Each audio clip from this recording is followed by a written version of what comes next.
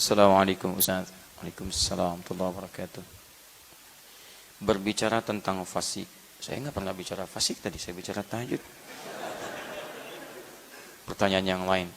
Munafik, bagaimana jika kami yang baru mau berhijrah, namun nafsu kami masih sangat tinggi dikarenakan kami masih mudah, karena itu kami masih sering sekali berbuat baik, terus maksiat. Bagaimana pendapat Ustaz? Saya sudah tahu. Ya sudah kalau sudah tahu. Kenapa nanya? Aneh ini orang.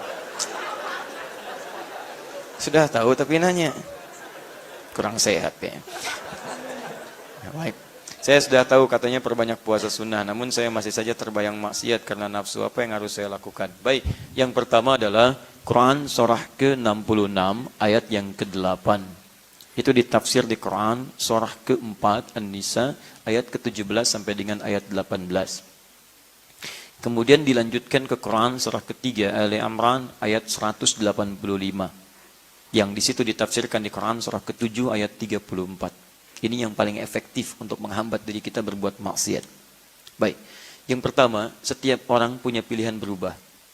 Punya pilihan. Jadi kalau Anda bisa memilih yang baik, kenapa Anda memilih yang buruk? Karena itu, manfaatkan peluang itu sampai dengan nanti batas kehidupan terakhir kita. Apa batas kehidupan terakhir itu? Yaitu ketika ajal menjemput.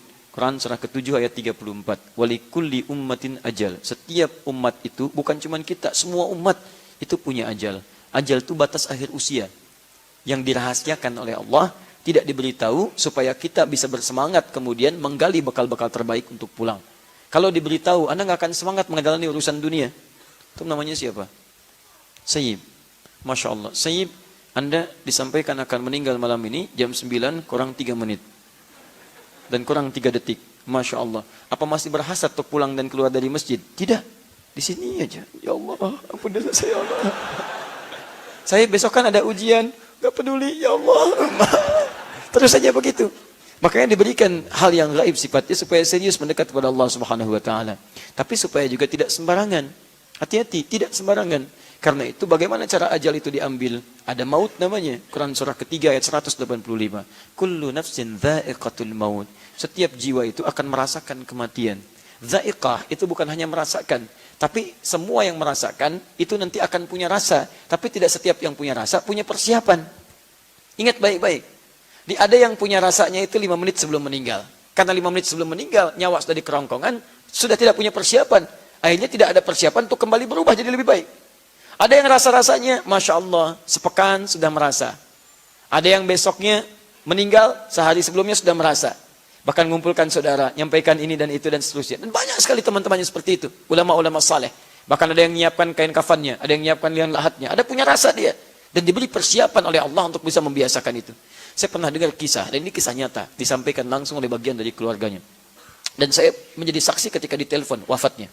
Itu teman-teman sekalian, ada seorang ibu, itu ahli ta'lim. Dan saya wasiatkan berikan nasihat yang kuat kepada para akhwat ibu di belakang supaya memegang teguh juga nilai-nilai kebaikan ini. Itu cinta sekali dengan ta'lim. Ikut sana, ikut sini. Dan suaminya saleh, anaknya juga baik-baik. Sampai keadaan beliau terkena penyakit yang luar biasa, diabetes dan seterusnya, sampai kakinya sudah nggak bisa bergerak lagi. Keadaan sudah lumpuh. Tapi tahukah Anda apa yang terjadi? Setiap mendengar ada ta'lim, terdengar ke telinga beliau, maka beliau meminta suaminya untuk menggendongnya menghadiri ta'lim. Gendong. Dan suaminya juga luar biasa. Gendong. Berangkat. Naikkan ke motor. Sampaikan. Duduk. Setia. Selesai. Pulang lagi. Satu ketika, teman-teman sekalian, dihukumi oleh dokter secara medis dan klinis, dia sudah nggak bisa ngapa-ngapain lagi. Dia nggak bisa. Sulit dan seterusnya. Tapi tiba-tiba, ada sesuatu yang terjadi luar biasa indah. Pada satu ketika, si ibu itu, yang ada di kamar dan seterusnya, tiba-tiba, mengagetkan semua yang ada di rumah pada saat itu. Ketika datang ke ruangan tengah dengan pakaian yang luar biasa bagusnya. Ternyata ibu ini bisa bangun dari tidurnya. Dia ngambil pakaian terbaiknya, yang paling halal yang ia miliki, dari nafkah suaminya. Dikenakan pakaian itu yang sangat luar biasa indahnya, bagus. Kemudian datang ke ruang tengah, dipanggil suami dan kedua anaknya. Begitu dipanggil teman-teman, kaget. Belum hilang dari kagetnya, digenggam tangan suaminya begini. Dan minta pada anaknya, tolong buatkan susu. Dibikinkan susu pada saat itu. Belum hilang kagetnya diminum. Tolong bacakan Quran. Mama ingin dengar. Begitu kedua anaknya baca Quran. Ibunya tenang begini. Sampai tak terasa ikatannya, pegangannya sudah sedemikian kuat. Ketika dilihat ternyata tangannya sudah kaku. Meninggal dalam keadaan diberikan air susu oleh dua anak yang telah disusui oleh ibu ini. Dan dibacakan Quran. Kepergiannya dibacakan Quran oleh anak yang telah dikandung dan dilahirkannya. Anda bayangkan, kita tidak bisa mengelak dari kematian. Tapi kita bisa mempersiapkan diri meninggal dalam keadaan yang terbaik. Maka itu kata para ulama, jika Anda tergerak untuk berbuat maksiat, bayangkan seketika akan diwafatkan oleh Allah Subhanahu wa taala. Itu yang paling mudah. Teman-teman yang kerja baik di Pusi atau tempat lain, kalau ada tawaran kontrak yang tidak baik, yang tidak jelas, bayangkan ketika Anda tanda tangan, Anda diwafatkan pada saat itu. Itu akan menjaga diri Anda. Dan ingat baik-baik, rezeki itu nggak akan tertukar. Nggak akan tertukar. Anda mustahil diwafatkan kalau rezeki Anda belum diberikan secara sempurna. Anda cari yang halal, dapatnya segitu. Anda cari dengan yang haram, dapatnya segitu. Kalau bisa dengan yang halal, kenapa cari yang haram? Perbedaannya cuma di keberkahan. Berkah. Dapat dengan cara yang halal, berkah. Cara yang haram, hilang keberkahannya. Itu poinnya. Di jangan bangga mengambil yang haram, dapat 100 miliar. Memang rezeki Anda itu 100 miliar. Anda cari dengan yang halal pun dapatnya segitu. Ngapain Anda cari yang haram dengan cara yang haram? Ngapain cari dengan cara yang haram? Gak ada kerjaan Anda. Maka dari itu ketika Anda menemukan peluang berbuat maksiat, bayangkan diwafatkan pada saat itu. Itu yang paling mudah. Dan ingat, malaikat ketika akan mencabut nyawa, dia punya tupoksi yang jelas. Tidak akan tertukar, tidak akan milih, dan tidak akan memberikan kabar dan sebagainya. Karena itu, baca tanda-tandanya, selalu dekatkan diri kita dengan Allah Subhanahu wa taala. Kemudian cara terbaiknya, setelah itu kita paham, segera bertaubat. Maka disampaikan di Quran surah ke-66 At-Tahrim ayat yang ke-8, "Tubu ilallahi taubatan nasuha." Dan dibuka dengan kalimat iman, "Ya ayyuhalladzina amanu." Hei orang-orang yang masih merasa punya iman. Jadi kalau Anda pernah berbuat maksiat, iman Anda akan membimbing Anda taubat. Hati-hati ya. Kalau Anda mengaku beriman, tapi masih gemar berbuat maksiat, dan iman tidak membisikkan kalimat taubat, itu pertanda iman Anda begitu lemah. Dan Anda harus berpikir luar biasa. Cepat, kuatkan lagi. Sebelum tiba masanya, suara keimanan Anda tidak akan berfungsi kembali. Karena semakin banyak maksiat dikerjakan. Tapi kalau pertanyaan Anda ini, artinya iman Anda masih normal. Kenapa kalimat tobat dibuka dengan kalimat iman? Artinya ketika ada seseorang salah, imannya kalau masih normal akan mengarahkan dia untuk tobat. Ayo kembali, ayo berubah, ayo berubah. Yang jadi masalah ketika berbuat maksiat, hati Anda tidak terdorong. Gak ada dorongan iman. Gak ada. Yang paling bahaya ketika iman ditutup, kufur maksiat yang muncul. Itu yang paling bahaya. Kalau Anda tidak pernah berbuat salah, kemudian terpikir maksiat, pulang dari sini, yang dipakai sendal orang misalnya. Dan direncanakan. Bagus kayaknya nih, Masya Allah. Begitu pulang dia pakai, sebelumnya nggak pernah pakai sendal orang. Atau misalnya pulang, sendal hilang sendal. Begitu hilang sendal ditungguin, nggak ada yang pulang nih. Nah, baik pulang semuanya. Begitu pulang semuanya, ini ada sendal nih, sisa di sini. Lumayan saya pakai lah. Kalau Anda belum pernah pakai sendal orang, itu iman Anda akan mengatakan jangan. Walaupun ini ada yang tersisa, tapi itu bukan punya kamu. Jangan.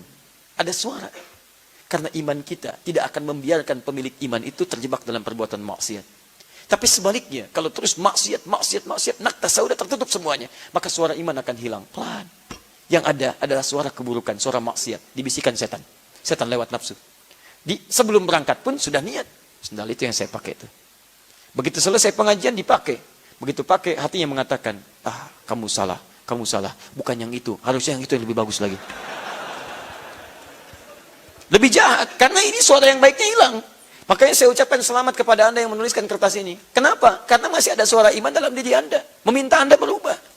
Makanya ketika Anda mau berubah harus total. Niatkan dengan total. Tubu ilallahi taubatan nasuha. Yang benar, yang serius. Bagaimana cara serius itu? Ditafsirkan nanti pertama di Quran surah ke-4 ayat ke-17 tadi. Ya sampai 18-nya. Ayat 17 baca. Innamat taubatu ala Allahi lilladzina ya'maluna su'an bijahalatin thumma yatubuna min qarib. Tobat yang diterima oleh Allah adalah bagi seseorang yang pernah berbuat salah. Salahnya disebut dengan jahalah. Jahalah itu terbagi dua. Yang pertama, memang nggak tahu itu dosa. Nggak tahu dosa. Nikmati misalkan acara gosip, macam-macam dan sebagainya.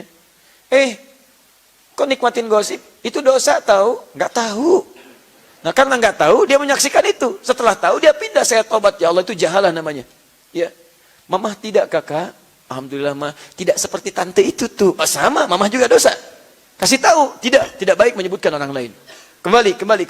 Ada yang kedua, jahalah kedua itu memang sudah tahu dosa, cuman dikerjain juga. Ini yang banyak. Sudah tahu salah, dikerjain. Kayak es batu ditiupin. Ya, jadi bohong, dusta, dosa enggak? Udah tahu dosa, dikerjain juga. Silakan cek, gosip itu tahu dosa. Sudah tahu dosa, dikerjain juga. Itu jahala namanya. Ketika Anda terjebak pada yang seperti itu, maka segera bertobat. Tsumma yatubuna min qarib. Dia cepat bertobat. Tobat yang pertama itu disegerakan. Segerakan. Di ketika berbuat maksiat, seketika tobat. Astagfirullah, astagfirullah. Nah, kalau kebiasaan seperti itu, lama-lama kalimat tobat akan dominan dalam diri kita dan menekan perbuatan maksiat itu. Lama-lama, kalau awal-awal mau dikerjakan, astagfirullah, astagfirullah. Lama-lama kalimat istighfar hadir dalam jiwa, lama-kelamaan bukan dikerjakan. Tapi saat melihat, sudah istighfar, astagfirullah. Saat mendengar, sudah anti, astagfirullah. Kalau Anda nggak percaya, silahkan. Bahkan kalau niat Anda maksimal mendekat kepada Allah, ingin berubah total, mengambil rumus Quran surah keempat, ayat ke-100 di situ, maka indah sekali kalimatnya, saya tuliskan dulu. Wa may yakhruj min baitihi, pertengahan ayat, muhajiran ilallahi wa rasuli thumma yudrikul maut faqad waqa'a ajruhu 'ala Allah. Perhatikan kalimatnya. Atau saya baca dari awal, wa may yuhajir fi sabilillah yajid fil ardi muraghaman katsiran was'a. Siapa yang mau berubah karena Allah, total dia berubah, dia niatkan karena Allah. Kata Allah, kalau masih ada waktu hidupnya, saya jamin. Pertama, saya berikan ketenangan dalam jiwanya. Anda nggak percaya silakan. Anda nggak pernah ke masjid, kumpul-kumpul dengan orang. Tiba-tiba Anda ke masjid. Begitu Anda ke masjid, akan terjadi ketenangan dalam jiwa. Perbedaan. Akan ada kenamaian, nikmat. Dulu kumpul-kumpul nggak jelas, sekarang ikut taklim. Awal-awal nggak enak, tapi lama-kelamaan ada sesuatu yang berbeda dalam jiwa kita. Setelah itu, muraghaman katsiran. Allah ganti segala hal yang dianggap rugi. Ini artinya ketika Anda berhijrah, boleh jadi ada bagian dari dunia yang terasa ditinggalkan. Tadinya sekian, tiba-tiba dapatnya hilang. Tadinya riba ditinggalkan, tiba-tiba begini. Tapi nanti Allah akan berikan berkah yang lebih daripada sebelumnya. Tapi kalau Anda tiba-tiba hijrah total dan wafat pada saat itu, wa may yakhruj min baitihi muhajiran ilallahi wa rasuli thumma yudrikul maut, kemudian wafat pada saat itu, baru niat wafat, faqad waqa'a ajruhu 'ala Allah. Taubatnya diterima, wafatnya dalam keadaan mendapatkan pahala dan dijamin surga pada saat itu. Dan itu ayat diantaranya mengisahkan tentang orang-orang yang dulunya pernah berbuat maksiat, bahkan pernah bunuh 100 orang diantaranya. Begitu dia bunuh, dia tobat, datang ke majelis ilmu, di pertengahan meninggal.